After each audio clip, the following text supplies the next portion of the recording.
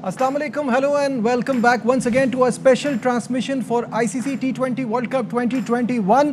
और जैसे कि आप जानते हैं कि इस वक्त the match in hand is Bangladesh is taking on Papua New Guinea और बांग्लादेश ने 180 for 7 ये उनका स्कोर है। एक बार फिर उनके सुपरस्टार शाकिब उल हसन ने 46 रन स्कोर किए हैं और महमूदुल्लाह ने 50 किए हैं, जिसकी बदौलत ये इस स्कोर तक पहुंच पाए। लेकिन मोस्ट इंपॉर्टेंटली पाकिस्तान के पॉइंट ऑफ व्यू से बात होगी तो पहले बांग्लादेश की जल्दी से बात कर लेते हैं। जैसा वो खेल रहे हैं लगता है उनको वो रिदम मिल गया जिनकी उनको तलाश थी। भाई बिल्कुल, बड़ा हार्ड होता है कि इस तरह आप क्वालिफाइड राउंड खेल रहे हो जबकि आपकी कंट्री रेगुलर सारे फॉर्मेट खेल रहे, तो उनके लिए हार्ड होता है। आप मुश्किल होता है अपने आप को मोटिवेट करना जब आप एक अपने से नीचे दर्जे की टीमों के साथ खेलते हो, तो उनके लिए मुश्किल था। लेकिन वो कहते हैं ना, देर आए दुरुस्त आए, अब उनका वो रिदम नज़र आ रहा है। और जैसे मैं बार बार कह रहा हूँ कि बांग्लादेश का इस T20 में बहुत बड़ा इंपॉर्टेंट रोल है आगे बढ़ने उनके लिए, उनके लिए इंपॉर्टेंट है, इस T20 वर्ल्ड कप के लिए इंपॉर्टेंट है।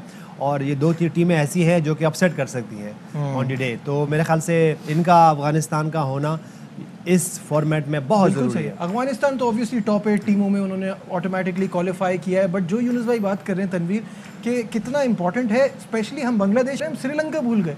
श्रीलंका जो कि इस फॉर्मेट का चैंपियन भी रह चुका है और हमारे साथ भी 2009 में जो फाइनल खेला था, तो उसके बाद इस पोजीशन पे आ जाना क्या because of their superstars leaving at the same time, सबकी रिटायरमेंट वगैरह की वजह से उनका टैलेंट इस तरह से नहीं आया, क्या प्रॉब्लम है उनके साथ? इसमें कोई शक नहीं, ये प्रॉब्लम्स आती हैं जब अगर आपकी टीम से एकदम से 5-6 प्लेयर्स आपके जब निकल जाते हैं। मैंने तो बहुत ज़्यादा प्लेयर्स की बात कर दी, हमारी टीम से तो 2 प्लेयर्स निकले थे टेस्ट क्रिकेट से, यूनुस भाई और मिसबाह। तो हमारी टीम को बैटिंग लाइनअप को कितना प्रॉब्लम शुरू हो गया था। तो जब आप इतने बड़े बड़े नाम जयवर्धना, संगाकारा, दिलशान, फिर उसके बाद मलिंगा, बहुत से सुपरस्टार जब निकलते हैं, देखें जब आपके पास एक्सपीरियंस प्लेयर्स होते हैं वही उन्हीं से आप सीखते हैं। डोमेस्टिक क्रिकेट में भी सीखते हैं, इंटरनेशनल क्रिकेट में भी सीखते हैं। आपको फिर सीखने का प्रॉब्लम नहीं होता, जल्दी लर्न करते हैं आप सिचुएशन के हिसाब से। तो श्रीलंका की टीम वो वैसी लगती नहीं है, लेकिन कहीं ना कहीं वो स्पार्क नज़र आता है कि 1-2 प्लेयर्स और अच्छे इनके पास आ जाएं। अगर हम बैटिंग की बात करते हैं, क्योंकि एंजेलोस मैथ्यू भी इन एंड आउट रहते हैं, उसके बाद चंदीमल जो हैं वो भी उस फॉर्म में नहीं है। तो T20 के हिसाब से कुछ 1-2 प्लेयर्स ऐसे आ जाए इनके पास, तो ये टीम बहुत अच्छी हो सकती है। और बांग्लादेश की जो आज उन्होंने क्रिकेट खेली है, मैं ये चाहता हूँ बांग्लादेश से, क्योंकि अपनी सीरीज में जिस तरीके से उन्होंने ऑस्ट्रेलिया के अगेंस्ट क्रिकेट खेली और न्यूजीलैंड, वो पहले मैच में नजर नहीं आई, बड़ा मैच वो मैच एकदम से हारे। फिर उसके बाद ये जो क्रिकेट है, और लास्ट मैच में भी जो नंबर्स के ऊपर शफलिंग की वो मुझे समझ नहीं आई। इस मैच में देखें अब सब प्लेयर्स जो हैं अपने नंबर्स पे आए हैं, things are getting back to normal, regular routine पे आ रही है। बिल्कुल सही। और जहां बात हो रही है रेगुलर रूटीन की, तो पाकिस्तान के लिए बड़ा रूटीन की बात है कि आप कोई मैच हारें तो उस पर क्रिटिसिज्म बहुत ज़्यादा होता है और बहुत ज़्यादा पोस्टमार्टम होना शुरू हो जाता है, चाहे वो एक वार्म अप मैच ही क्यों ना हो। जनूबी अफ्रीका से जो बड़ा मैच हार गए हैं वार्म अप मैच, उसके बाद खबरें ये आ रही हैं कि आज जो आराम का दिन है, लेकिन टीम की एक अहम मीटिंग तलब कर ली है, मैनेजमेंट के साथ भी मीटिंग होगी। इस पर हमें अपडेट देंगे शाहिद हाशमी। शाहिद साहब अस्सलाम वालेकुम, वेलकम टू द शो। सबसे पहले ये बताइएगा कि कल का मैच हारने के बारे में आपके क्या तासुरात हैं, और अब ये क्या मीटिंग होने जा रही है कॉम्बिनेशन को लेके, टीम की परफॉर्मेंस को लेके, इसमें क्या होगा? यार नॉर्मल सी मीटिंग है, इसको एक अलग ही रंग दे दिया है। अभी तो वर्ल्ड कप शुरू भी नहीं हुआ, अभी तो इंडिया का मैच भी नहीं हुआ, अभी तो टीवी नहीं टूटे, अभी तो बहुत कुछ बाकी है। अभी तो सिर्फ एक वार्म अप मैच हारे हैं और अच्छा खेल कर हारे हैं, अच्छी फाइट देकर हारे हैं। 187 टारगेट दिया था और उसमें अगर आखिरी 3 ओवर में 57 रन बन गए तो हाँ, डेथ ओवर बॉलिंग पाकिस्तान की थोड़ी सी तशवीशनाक है। उसमें भी शाहीन शाह अफरीदी ने 19वां ओवर बहुत जबरदस्त किया, 18वां ओवर इतना अच्छा नहीं हुआ, 20वां ओवर अच्छा नहीं हुआ। लेकिन ये आपके लिए सीखने की चीजें हैं कि आप 18वां, 19वां, 20वां ओवर अब किस तरह करेंगे। तो डेथ बॉलिंग थोड़ी सी पाकिस्तान की पहले भी तशवीशनाक रही थी, लेकिन मेरे हिसाब से आम सी एक रूटीन मीटिंग है, ऐसा कोई उसमें नहीं है कि उखाड़ पछाड़ हो जाएगी या कोई बिटरनेस। एक वार्म अप मैच हारा है पाकिस्तान, पहला वार्म अप मैच जीता था। वेस्ट इंडीज तो अपने दोनों वार्म अप मैच हार गई, तो उनके यहाँ तो लगता है फिर दिन और रात मीटिंग होनी चाहिए। हाँ शाहिद साहब, लेकिन अभी जब हम पहले सेशन में बात कर रहे थे तो उसमें बहुत सारे पॉइंट्स थे जो कि वरीइंग चीज़ें तो हैं, यूनुस भाई यही बात कर रहे थे कि अलार्मिंग सिचुएशन है, लेकिन ऑब्वियसली राइट टाइम पे हमें चीज़ें पता चल रही हैं, तो we can recover from this. अब जो बातें हैं जिन पे पहले से ये बात हो रही है कि हमारा स्पिन डिपार्टमेंट इतना स्ट्रांग नहीं है, and when you go in UAE to play such a big event, आपका स्पिन डिपार्टमेंट अच्छा होना चाहिए, कोई मिस्ट्री स्पिनर होना चाहिए, कुछ तो ऐसी चीज़ हो जिससे आप उनको टैकल कर सकें। एक चीज़ ये, दूसरा हारिस रऊफ का रन देने का जो प्रॉब्लम है वो भी एक वरीइंग बात है, तो इस पर क्या सोचते हैं? थोड़ी सी मुझे भी डिसअपॉइंटमेंट हुई, और बिल्कुल यूनुस ने सही कहा कि वरीइंग चीजें तो हैं। मुझे थोड़ी सी डिसअपॉइंटमेंट इसलिए हुई कि आप जब वार्म अप मैच खेल रहे हैं, आपको प्रैक्टिस देनी है, आपने कॉम्बिनेशन बनाने, तो कल के मैच में हैदर अली को ट्राई करना चाहिए था। वो इतने अच्छे फॉर्म में नेशनल T20 खेल कर गया है, और मोहम्मद वसीम जूनियर से ज्यादा ओवर्स करवाने चाहिए थे। 2 ओवर में उसने 20 रन दिए, उसको डेथ ओवर में फेंकना चाहिए था, 18वां ओवर उससे करवाते, ताकि वो थोड़ा सा तो लर्न करता ना। आप बस अपनी सोच के बैठ गए। अगर हमारे 3 पेसर हैं तो वो 3 पेसर शाहीन शाह अफरीदी, हसन अली और हारिस रऊफ हैं। थोड़ा सा कल और ट्राई कर लेते, वसीम जूनियर को और ओवर करवाते, मोहम्मद नवाज पे ओवर करवाते, तो आपको थोड़ा सा आइडिया होता। लेकिन अभी तक तो ये मिथ नजर आ रही है कि स्पिनर्स यहाँ यूएई के पिचों पे चलेंगे। आईपीएल का सेकंड हाफ अगर आप देखें तो ज्यादातर पेसर्स ने डोमिनेट किया है। उनका स्ट्राइक रेट भी अच्छा है, उनका एवरेज भी अच्छा है, उनकी विकेट टेकिंग एबिलिटी भी अच्छी है। उस लिहाज से पाकिस्तान को थोड़ा सा वसीम जूनियर को ज्यादा ट्राई करना चाहिए था। आपके पास यही 3 स्पिनर है, इमाद वसीम, शादाब और मोहम्मद नवाज। नवाज को आपने ट्राई नहीं किया, बिल्कुल इसका मतलब है आप इंडिया के मैच में शादाब और इमाद वसीम के साथ ही जाएंगे। और शादाब की बॉलिंग और बैटिंग दोनों ही वरीइंग है, बहुत वरीइंग है, नहीं 6-8 महीने से वरीइंग। बिल्कुल ऐसे, बल्कि मैं तो कहूँगा 1-2 साल से ऐसे ही चल रही है, और we are treating him as an allrounder way ahead of its time. अभी वो उसके लिए तैयार नहीं है जितना हम उन पे बैटिंग पे रिलाई करने का सोच रहे हैं। यूनुस भाई मुझे ये बताएं कि जैसे अभी शाहिद साहब कह रहे हैं कि मोहम्मद वसीम को ज़्यादा ओवर देते थे, उनको एंड में भी ट्राई कर लेते, या नवाज़, मुझे लगता है नवाज़ इस कंडीशन में ज़्यादा यूज़फुल हो सकते हैं, प्लस ही कैन बैट, वो उनसे ये उम्मीद है कि वो बैटिंग भी कर सकते हैं।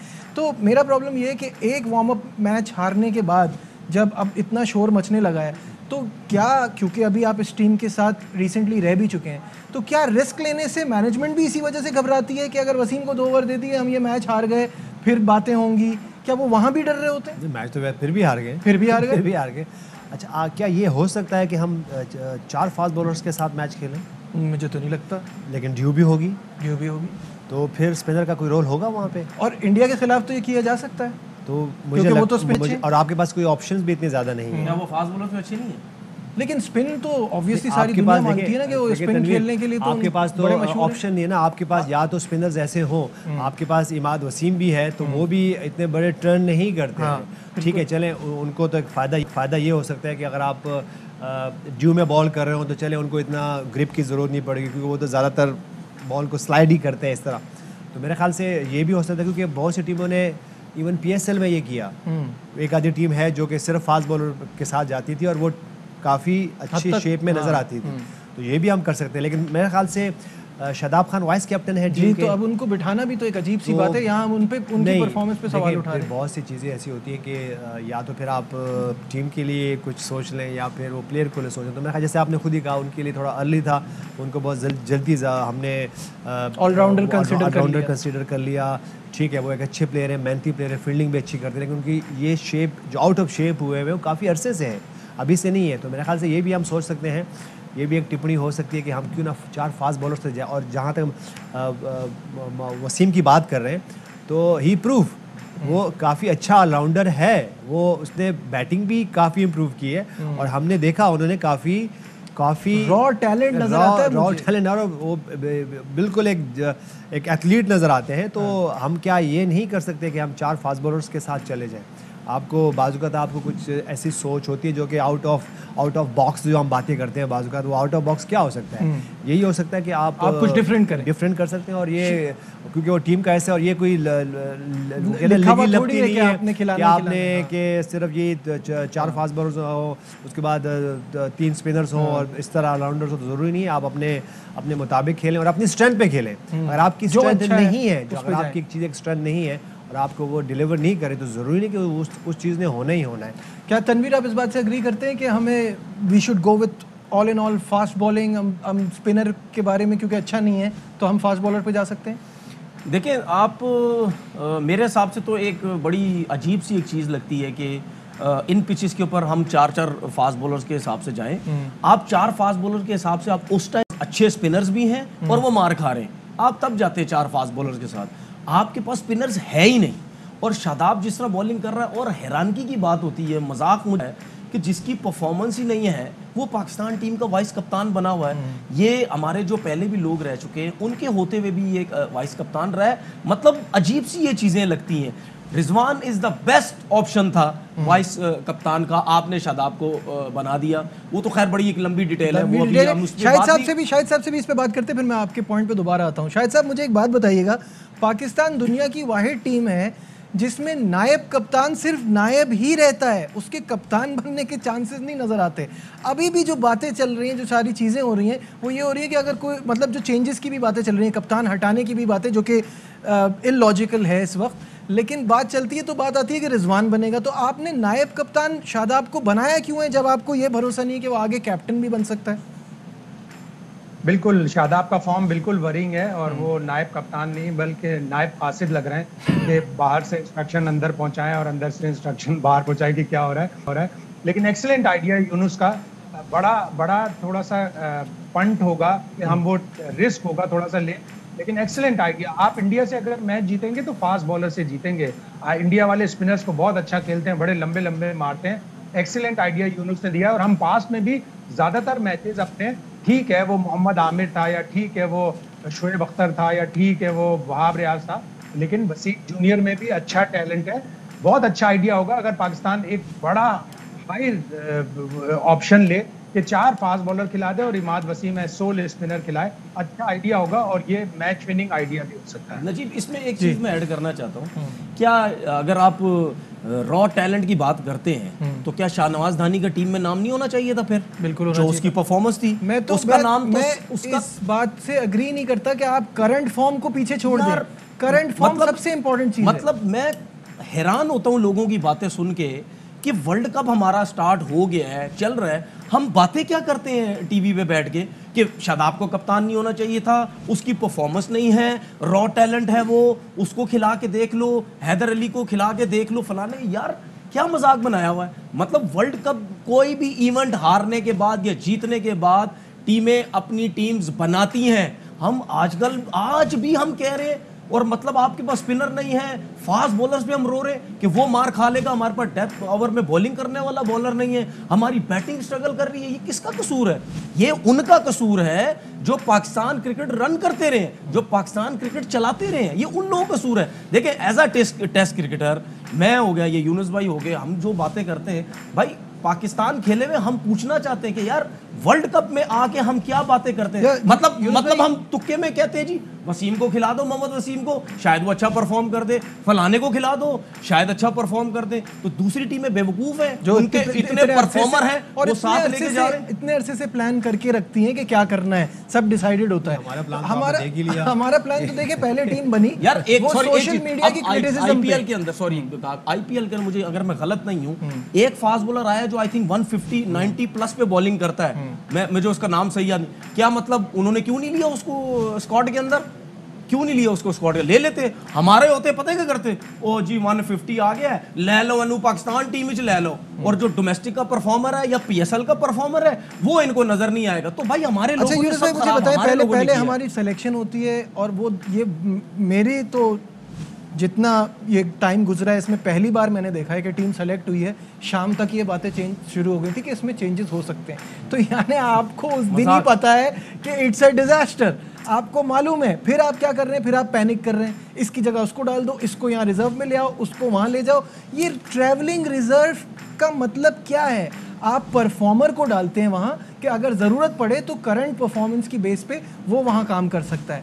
आपने वहाँ खुशदिल को डाल दिया जिसकी टोटल कोई परफॉर्मेंस नहीं है। इफ्तिखार यहाँ इतनी ज़बरदस्त परफॉर्मेंस दे रहा है और इफ्तिखार के उसके साथ तो नाइंसाफ़ी है। एग्जैक्टली तो ये ऐसा ही है। इस तरह से टीम थोड़ी बनाई जाए। नजीब, जब आपकी फॉर्म हो तो वो बेस्ट टाइम होता है कि आप आएँ और अपने आप को एक्सप्रेस करें। मेरे ख्याल से वो बेस्ट, अभी जिस तरह इफ्तिखार अहमद इस पूरे नेशनल T20 में खेले, अमेजिंग खेले, और जिस वक्त वो टीम में थे तो उनकी फॉर्म नहीं थी, तो उस वक्त वो टीम में होते थे। तो ये ट्रिकी सी पॉइंट्स होते हैं जो कि आपने अपने मुताबिक करने, और जब ये जिस तरह की सिलेक्शन की बात कर रहे हैं कि टीम एक दफ़ा सेलेक्ट हुई फिर उसके बाद चेंज हुई, तो प्लेयर्स पे भी बहुत ज़्यादा प्रेशर आता है, आपकी टीम पे प्रेशर आता है, और आप ये खुद डालते हो अपने ऊपर।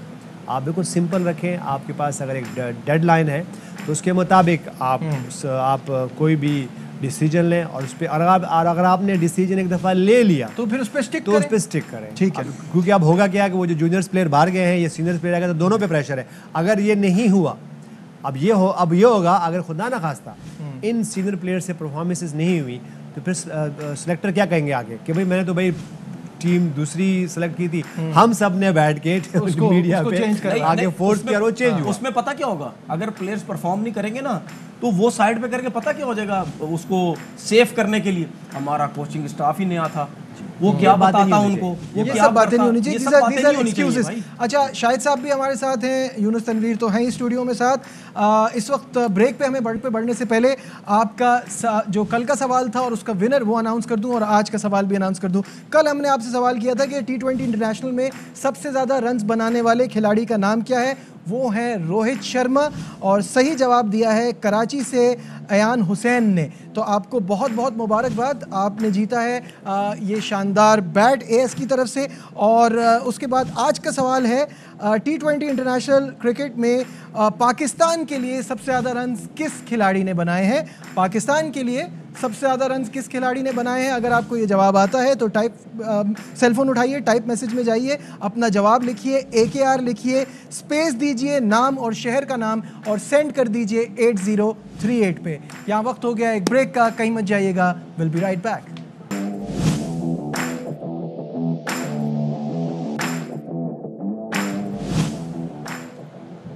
Glad to have you once again in our special transmission for ICC T20 World Cup 2021। और स्टूडियो में हमारे साथ यूनुस खान और तनवीर अहमद तो मौजूद हैं ही, और अभी हमें ज्वाइन किया हुआ है शाहिद हाशमी साहब ने भी दुबई से, और उनसे भी बात चल रही है। तो जो अभी टॉपिक चल रहा था उसी की तरफ दोबारा बढ़ते हैं। शाहिद साहब, इन फॉर्म प्लेयर्स को ऐसे बड़े इवेंट में जाना कितना ज़रूरी है, और ये जो टीम हड़बड़ाहट में चेंज की गई है प्रेशर पे सोशल मीडिया के, उस पर क्या कहते हैं? अफरा तफरी का आलम रहा हमारे सिलेक्शन में। हमारे पिछले T20 का बेस्ट शोएब मकसूद था, वो इंग्लैंड गया, इंग्लैंड में परफॉर्म नहीं कर सका, फिर वो वेस्ट इंडीज़ में हमें पूरा मौका नहीं मिला आजमाने का, न्यूजीलैंड की टीम आकर चली गई, इंग्लैंड की टीम नहीं आई, तो हमारी प्रिपरेशन थोड़ी केओटिक हो गई, अफरा तफरी सिलेक्शन में हो गई। हमने 3 तब्दीलियाँ की, फिर अगले दिन हमें फोर्स्ड एक तब्दीली करनी पड़ी कि शोएब मकसूद बाहर हो गए, तो हम शोएब मलिक को ले आए। शोएब मलिक जो कहीं 30-40 प्लेयरों में भी नहीं थे, एकदम से वो टीम में आ गए, तो अफरा तफरी रही। अब ठीक है, अब जो भी हो गया, जाहिर है, जितना अभी तनवीर शाहनवाज धानी की बात कर रहे थे, यूनुस ने इफ्तिखार की, आपने इफ्तिखार की बात की, वाकई इफ्तिखार के साथ बड़ा जुल्म हुआ। वो बड़े अच्छे फॉर्म में था इस T20 में भी, उससे पहले भी उसने बड़े अच्छे फॉर्म में, लेकिन कुछ ऐसा लगा कि जैसे मिसबा का क्लोन है, वो मिसबा से इतनी उसकी कुर्बत थी, या मिसबा उसको इतना लाइक करते थे, तो शायद उसकी सजा उसको मिल गई नेशनल T20 में, गो के उसने इतनी अच्छी परफॉर्मेंस दी। लेकिन अब जो है वही है, उसी के साथ आपको खेलना है, चाहे वो Mohammad Wasim junior fast bowler हो, हारिस रऊफ हो, शाहनवाज धानी रिजर्व में है, लेकिन आपको इस T20 वर्ल्ड कप के बाद आपको सोचना पड़ेगा कि 1 साल बाद ही अगला T20 वर्ल्ड कप है, आपको पहले से तैयारी करनी पड़ेगी, पहले से अपने 15 से 18 प्लेयर आपको सिंगल अपने चूज करने होंगे कि ये हमारे 15 से 18 प्लेयर हैं, और शाहनवाज धानी, हसनैन, वसीम जूनियर, ये आपको ऑस्ट्रेलिया में बहुत काम आए। शाहिद साहब, ये हम हमेशा कहते हैं, ऐसा कभी होता नहीं है। यूनुस भाई से भी इस बारे में बात करेंगे कि हमें आइडेंटिफाई करके पहले से एक इवेंट के लिए रखना चाहिए ना। अभी हम इफ्तिखार की बात कर रहे थे, इफ्तिखार दूसरे फॉर्मेट्स में की वजह से इस फॉर्मेट से बाहर हुए हैं, वरना उनका इस फॉर्मेट से बाहर होना नहीं बनता था। T20 इंटरनेशनल में 42.4 का एवरेज है और 130.8 का स्ट्राइक रेट है, तो ये तो ज़्यादती है कि उनका पहले ही बाहर होना नहीं बनता था। और अभी जिस तरह की परफॉर्मेंस थी उस पर अगेन गलत सिलेक्शन, गलत चीज़ें, but this is the lot that we have, और हम इसको बैक कर रहे हैं। लेकिन बात ये कि जो बातें हम कर रहे हैं वो ये कर रहे हैं कि इन गलतियों से भी तो सीखें ना, कभी तो सीखें। हर वर्ल्ड कप, हर बड़े इवेंट में ऐसा ना हो कि आप टीम 2 दिन पहले ही बन रही है। मुझे लगता है कि पाकिस्तान टीम इस T20 वर्ल्ड कप में बहुत अच्छा करने जा रही है। उसकी वजह ये है कि जब वेस्ट इंडीज़ जीती है T20, मेरे ख्याल से जो पहला वाला जीती है, तो उसमें हुआ ये था कि उनके पास इवन किट्स नहीं थी, दुबई वगैरह में कहीं इकट्ठे हुए और डैरेन सैमी ने उनको इकट्ठा किया और स्पॉन्सरशिप हुई और फिर उसके बाद वो जाके इंडिया में इंग्लैंड को हरा के आ गए। जी। पाकिस्तान के साथ भी यही हुआ कि आपके सारे कोचेज़ सडनली नहीं रहे आपके साथ और 2 ऐसे कोचेज़ आ गए जहाँ जिनका कहीं भी नाम नहीं था और वो आपके साथ वर्ल्ड T20 जैसे मेगा इवेंट में चले गए। तो ये प्लानिंग का हमारी हाल है, ये हाल है। तो मेरे ख्याल से इसलिए पाकिस्तान टीम बहुत अच्छा करने वाली है इंशाल्लाह। नहीं, मुझे उम्मीद है क्योंकि लेकिन देखिए हमारे पास प्लानिंग आपको तो ये नहीं हो सकती यहाँ प्लानिंग। इसकी वजह ये कि देखिए सडनली आपके चेयरमैन चेंज हो जाते हैं, सडनली आपके प्लेयर चेंज हो जाते हैं, सडनली आपके सेलेक्टर्स चेंज हो जाते हैं और फिर सडनली आपके कोचेस हो जाते हैं चेंज। तो मेरे ख्याल से इस मुल्क में जब चीज़ें इस तरह हो रही होती है तो आप कोई भी कुछ भी बैद नहीं कर सकते। तो मेरे ख्याल से प्लानिंग तो मैंने तो नहीं देखा, मैं तो जब से क्रिकेट खेल रहा हूँ इस पाकिस्तान टीम के और लिए, देख भी रहे हैं और देख भी जब से रहा हूँ 2000 से मैंने क्रिकेट खेली। तो हर वर्ल्ड कप में, हर मेगा इवेंट में से पहले भी प्लानिंग होती थी और उसके बाद हम कहते थे कि जी नेक्स्ट वर्ल्ड कप की तैयारी कर रहे हैं और 2000 से मैं देख रहा हूँ तैयारी हो रही है, तैयारी ही चल रही है जी। और 2021 आ गया है और इसके बाद अभी जैसे नेक्स्ट ईयर फिर वर्ल्ड T20 आने वाला है। तो मुझे नहीं लगता कि ऐसा कोई, लेकिन हमें ये कर लेना चाहिए क्योंकि बहुत पीछे रह गए हम लोग। हम देखें तो हम इस अपने ही खित्ते में, अपने ही अड़ोस पड़ोस के मुल्कों से मेरे ख्याल से बहुत पीछे रह गए। अभी हम इसको फिक्स करना चाहिए और हमें कोई प्लानिंग नज़र आनी चाहिए जो कि है this is the right time. अब हमारे चेयरमैन, हमारे प्राइम मिनिस्टर एक they are big sports persons हैं। मेरे ख्याल से ये टाइम है कि हम इसको फिक्स करें और आगे जाएं। एक बात बोली तनवीर के 40 की भी प्लानिंग में शोएब मलिक का नाम नहीं था। आपको याद होगा हम स्पोर्ट्स रूम में मैं और आप बार बार यही बात करते थे, if you don't have anybody better go for Shoaib Malik. और ये काफ़ी टाइम से कर रहे थे, आखिर में यही करना पड़ा क्योंकि आपके पास प्लेयर्स ऐसे अवेलेबल नहीं थे, आपको पीछे जाना ही पड़ा। तो ये क्या पहले नहीं हो सकता था? देखिए नजीब, बात ये है कि अगर हम इफ्तिखार की जिस तरह बात करते हैं, हम आसिफ अली की बात करते हैं, हम हैदर अली की बात करते हैं, हम शोएब मकसूद की बात करते हैं, ये लड़के खेले पाकिस्तान से, ये डोमेस्टिक क्रिकेट नहीं खेलते हैं, डोमेस्टिक क्रिकेट में परफॉर्म नहीं करते, बहुत अच्छा परफॉर्म करते हैं। क्यों नहीं परफॉर्म करते पाकिस्तान टीम से जाके? क्या कोचेस की सोच डिफरेंट है? क्या वो इनको रन ऐसी बातें करते हैं या क्या समझाते हैं? आपके साथ बैठे हुए सुने ना, आप कह रहे हैं ये गलत समझाते होंगे। देखिए इनको कितना अरसा हुआ, इनको थोड़ा सा टाइम हुआ, थोड़ा सा टाइम हुआ। ये प्लेयर्स का अपने भी बहुत था क्योंकि हम भी बहुत बड़े बड़े कोचेस के अंडर में खेले। जब मैं गया तो जावेद मियादाद जैसे कोच थे, इंतखाब आलम जैसे कोच थे, फिर मिकी आतर आए, उससे पहले और बड़े बड़े कोचेस आए। लेकिन ये प्लेयर का भी बहुत उसका भी कमाल होना चाहिए, उसमें भी इतना, उसकी भी इतनी स्टैंडिंग होनी चाहिए कि वो कोच को पता हो क्या पिक करना है, क्या चीज मेरे लिए ठीक। लेकिन ये खुद इंटरनेशनल क्रिकेट खेले। देखिए इनसे पूछे कि इनके लिए जो एक नए प्लेयर के लिए माहौल बहुत चेंज होता है क्योंकि देखिए डोमेस्टिक में हम लोग बात करते हैं, डोमेस्टिक में परफॉर्मेंस हमसे हो जाती है। डोमेस्टिक में कैसी ट्रैवलिंग होती है, कितना प्रेशर होता है, कितनी मीडिया होती है, ये चीज़ें इम्पैक्ट डालती है, कोच का रोल होता है। और आप मुझे बताएं अब ये तो अब आके कोचेस हुए हैं ना, अगर मैं अपनी HBL की बात करूं तो HBL में 97-98 से खेले, इसी तरह ये पोर्ट कासिम से खेले, तो कितने कोचेस होते थे वहाँ पे, और आया वहाँ पे क्या कोच की हम इतनी मानते थे, सुनते थे, इतना स्ट्रॉन्ग कोच हमारे होते थे।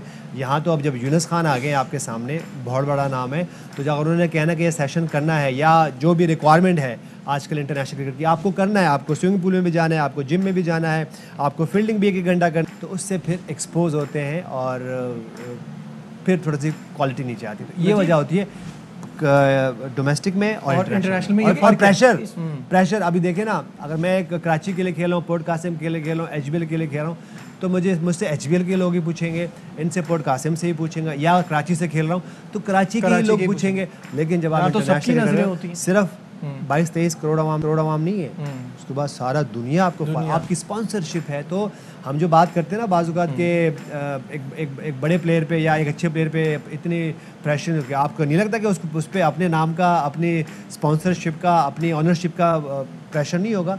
ये प्रेशर्स होते हैं, इसलिए फिर आप मिस्टेक करते हैं। देखिए नजीब, मुझे एक चीज़ समझ नहीं आती, मैं एक चीज़ समझना चाहता हूँ कि यही लड़के पाकिस्तान टीम में परफॉर्म नहीं करते, यही लड़के डोमेस्टिक क्रिकेट में परफॉर्म करते हैं, वो डिफरेंट कोचेस के अंदर परफॉर्म करते हैं। क्या उन कोचेस में और हमारे पाकिस्तान टीम के जो कोचेस हैं उनकी माइंड में फ़र्क है, उनके सोच में फ़र्क है? चले जी हम यूनुस भाई की बात करते हैं, ये आए नहीं थे, ये थोड़े से अरसे के लिए आए, उससे पहले हम चले जाते हैं, कितने कोच, सुनो ना, स्टेज भी तो बदल जाता है, सुनो कोचेस की प्रेशर भी तो ज्यादा होता है ना डोमेस्टिक में। आप पे क्या प्रेशर? देखें, अगर हम इफ्तिखार के एक्सपीरियंस की बात करते हैं, चले जी मैं मानता हूँ वहाँ पे आपको कोचेस सही तरीके से आपको समझा नहीं पा रहे या उनमें इतनी समझ ही नहीं है, सही है। आपके पास तो एक्सपीरियंस है, आप तो इतने अरसे से आपके पास तो डोमेस्टिक का एक्सपीरियंस है। शोएब मकसूद के पास डोमेस्टिक का एक्सपीरियंस नहीं है। आसिफ अली कब से खेल रहा, क्या उसके पास एक्सपीरियंस नहीं है? हमारे लड़कों में प्रॉब्लम भी ये होती है कि हमारे लड़के खुद भी बेहतर नहीं होना चाहते। अगर इनकी परफॉर्मेंस होती तो ये पाकिस्तान टीम से बाहर तो नहीं होते ना, ये खेल रहे होते, और अगर अच्छा खेल रहे होते तो हम शोएब मलिक की बात क्यों करते कि जी शोएब मलिक को वापस लेके आ जाओ।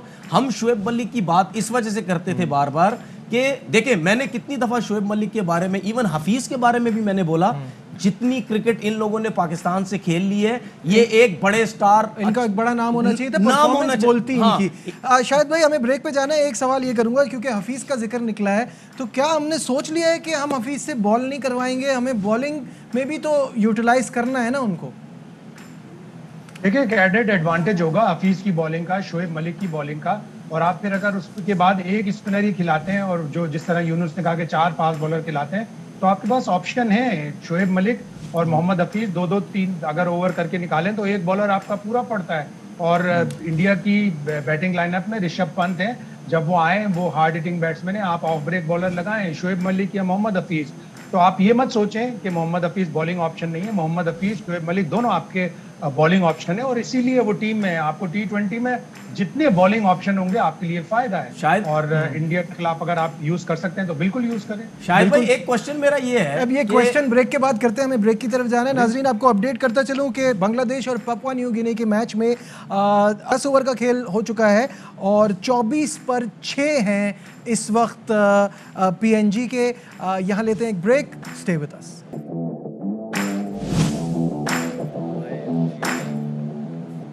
Glad to have you back once again in our transmission. नाजरीन, आपको यहाँ एक खुशी की खबर दें, पाकिस्तानी शायकीन क्रिकेट के लिए बड़ी खुशखबरी ये है कि वेस्ट इंडीज़ ख़वातीन क्रिकेट टीम के दौरा पाकिस्तान की तस्दीक हो गई है। जी हाँ नाजरीन, दौरा पाकिस्तान की तस्दीक हो गई है। वेस्ट इंडीज़ टीम जो है वो 3 वनडे मैचेस की सीरीज़ खेलने के लिए कराची आएगी और दोनों टीमों के दरमियान सीरीज़ के मैचेस 8, 11 और 14 नवंबर को खेले जाएंगे। सीरीज़ की तैयारियों के लिए कौमी टीम का कैंप 23 अक्टूबर को लगेगा और इसके बाद सीरीज़ के बाद दोनों टीमें क्वालिफाइंग राउंड में शिरकत के लिए जिम्बाब्वे रवाना होंगी। स्टूडियो में हमारे साथ हैं यूनुस खान और तनवीर अहमद, और दुबई से हमारे साथ हैं शाहिद हाशमी। तो शाहिद साहब से इस पे थॉट्स लेने। शाहिद साहब, अच्छी खबर है पाकिस्तान का दौरा विमेंस टीम का वेस्ट इंडीज़ की? यकीनन वेस्ट इंडीज की विमेंस टीम पहले आएगी, फिर मेंस टीम आएगी। मेंस टीम ने दिसंबर में आना है लिमिटेड ओवर्स की 2 सीरीज खेलने के लिए। और वो जो तातुल एक आ गया था, जो एक ब्रेक आ गया था न्यूजीलैंड की टीम की दगा देने के बाद से, और फिर इंग्लैंड का बहुत बड़ी दगा देने के बाद से, वो फिर दरवाज़ा खुलेगा और वेस्ट इंडीज़ की विमेंस टीम खेले मैच, फिर उनकी मेंस टीम आए, और फिर अगले साल फरवरी मार्च में ऑस्ट्रेलिया ने भी आना है। गो के वो दौरा अभी तक उसके ऊपर बड़े खतरात मंडला रहे हैं कि ऑस्ट्रेलिया की टीम एकदम से मना करेगी तो फिर पाकिस्तान को प्लान भी ढूंढना पड़ेगा। लेकिन अच्छी खबर है कि वेस्ट इंडीज़ की विमेंस टीम आ रही है। यूनुस भाई, क्रिकेट जो है उसकी बहाली होना इंटरनेशनल क्रिकेट की वो हो चुकी थी, सब कुछ हो गया था। अब हम टीम पे भी जो क्रिटिसाइज़ करते हैं, हमारी टीम के साथ भी तो कितना कुछ हुआ है। हमें जो तैयारी का मौका मिलना था यहाँ पे वो ख़राब हो गया। न्यूजीलैंड ने एक बिला वजह की थ्रेट शो करके और वो चले गए।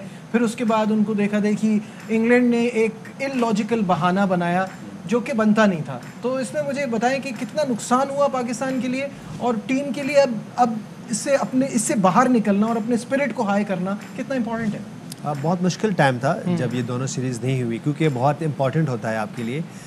किसी भी मेगा इवेंट से पहले आप अपने होम में खेलते हो और बहुत सारे आप यंग प्लेयर्स खिला सकते थे और एक कॉन्फिडेंस लेके जा सकते थे यहाँ से, लेकिन जो कि हमसे नहीं हो सका, नहीं होना चाहिए था। क्योंकि वैसे भी अगर आपकी कंट्री में इंटरनेशनल क्रिकेट नहीं होती तो वैसे ही आपकी कंट्री पीछे चली जाती है। ये सिर्फ क्रिकेट नहीं है, बहुत सारे लोग मोटिवेट होते हैं, बिजनेस आपका बहुत ज़्यादा ग्रोथ करता है, मीडिया में बहुत सारी अपॉर्चुनिटीज़ आती है। तो ये बहुत सेटबैक है कि वो नहीं हो सका। हमें और अच्छा प्लानर बनना पड़ेगा। अब बगैर प्लानिंग के हम किसी के पास भी चले गए, कोई भी हमारे पास आ गया, ऐसा नहीं। हमें लॉबी बनानी चाहिए और ये हो सकता है और उसका नुकसान टीम को भी बहुत ज़्यादा हुआ। बिल्कुल। तनवीर, फाइनल थॉट्स वक्त ख़त्म हो रहा है जी। देखिए, जब टीम्स नहीं भी आती थी तो उस टाइम भी आई थिंक जो वीमेंस की टीम है वेस्ट इंडीज़ की आई, फिर उसके बाद मेंस की बात करते हैं, जिम्बाब्वे की टीम आई, वो आती रहेंगी और आनी भी चाहिए, क्योंकि एक चीज़ माइंड में रखिएगा, वो इतने तगड़े क्रिकेट बोर्ड नहीं है। जो तगड़े क्रिकेट बोर्ड हैं उनसे आपको अच्छी डील्स बनानी पड़ेगी, लॉबिंग करनी पड़ेगी, ठीक है, गैप मत दें उसमें। बिल्कुल सही है। आज की हमारी ट्रांसमिशन में इतना ही। चलते शुक्रिया अदा करूंगा यूनुस खान, तनवीर अहमद और शाहिद हाशमी का। दीजिए अपने मेज़बान नजीबुल हसनैन को इजाज़त। अपना बहुत ख्याल रखिए। अल्लाह हाफ़िज़। अहम तरीन खबरें अब एक क्लिक की दूरी पर।